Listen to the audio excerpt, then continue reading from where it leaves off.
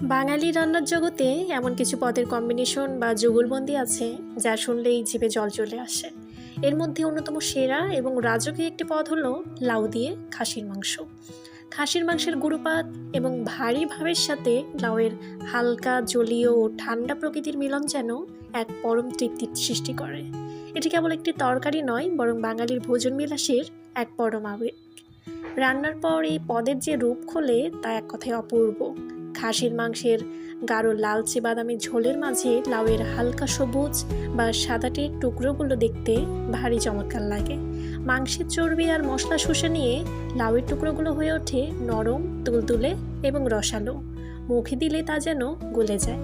খাসির নিজস্ব চড়া গন্ধকে লাউ তার স্নিগ্ধতা দিয়ে এমনভাবে জড়িয়ে নেয় যে পুরো ঝোলের স্বাদ হয়ে ওঠে অত্যন্ত সুষম ও মিষ্টি ঝাল। এই পদটি রাঁধতে ধৈর্যের প্রয়োজন।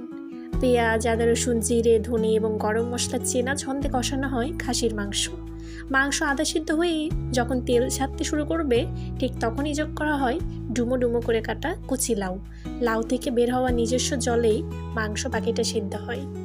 বাড়তি জলের তেমন প্রয়োজনই পড়ে না। শেষে সামান্য কাঁচামরিচ ছড়িয়ে নামিয়ে নিলেই তৈরি হয় এই স্বর্গীয় স্বাদ। খাসির মাংস উচ্চ প্রোটিন এবং চর্বিযুক্ত, যা অনেকের জন্যই কিছুটা ভারী বা গুরুপাক। কিন্তু লাউয়ের অ্যান্টিঅক্সিডেন্ট, উচ্চ ফাইবার এবং জলীয় উপাদান এই পদটিকে অনেক বেশি হজমযোগ্য করে তোলে। গরমের দিনে বা যে কোনো উৎসবের দুপুরে এই পদটি যেমন পুষ্টি যোগায়, তেমনই শরীরকে অতিরিক্ত গরম হতে দেয় না। গরম ধোয়া ওঠা বাসমতি চালের ভাত কিংবা তুলতুলে রুটি, উভয়ের সাথেই লাউ খাসির জুড়ি মেরা ভার। প্রথম লোকমাটি মুখে দিলেই মনে হয় রান্নার এই রসায়ন সত্যি এক শিল্প।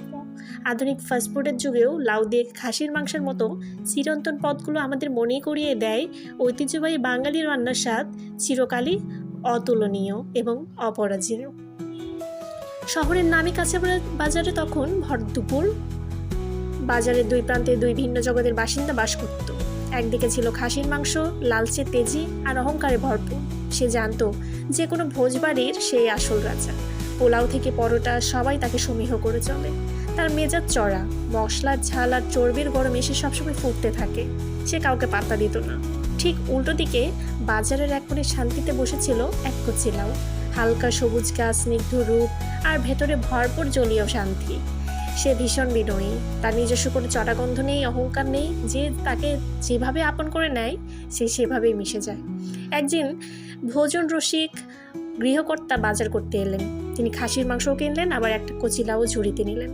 রান্নাঘরের টেবিলে এসে দুই বিপরীত মেরুর মানুষের মতো মুখোমুখি হলো লাউ আর খাসির মাংস গম্ভীর গলায় বলল, হেসেলের রাজকীয় কড়াইয়ে আমার ঠাঁই হয়। তুমি তো অতি সাধারণ তরকারি, আমার সাথে তোমার কিসের তুলনা? লাউ মুচকি এসে বলল, আমি আপনার মহিমা জানি রাজামশাই, আমি তো কেবল আপনার সেবা করতে এসেছি।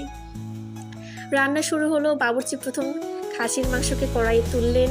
সব কিছু বাটাবাটি, আদা রসুন জিরা বাটা থেকে শুরু করে সব কিছু দিলেন। মাংস রাগে গরমে টকবক করে ফুটতে লাগলো। তার চর্বি গলে তেল ছাড়তে শুরু করলো। মাংসের যখন তীব্র অহংকার, সে একাই 100। কিন্তু কিছুক্ষণ পরেই বুঝতে পারলো সে বড্ড বেশি গরম হয়ে গেছে। মশলার ঝাঁজে তার নিজের দম আটকে আসছে। সে শক্ত হয়ে আছে। সে মনে মনে এক ফোঁটা শান্তির খোঁজ করছিল। আর এভাবেই তৈরি হয়ে গেল চমৎকার এই রাজকীয় পদটি। আপনারা কারা কারা খেয়েছেন অবশ্যই জানাবেন। যারা খাননি তারা অবশ্যই ট্রাই করতে একদমই ভুল করবেন না। রান্নার শেষে একটু ভাজা জিরা গুঁড়া দিবেন, তাহলে টেস্টটা ভালো আসবে।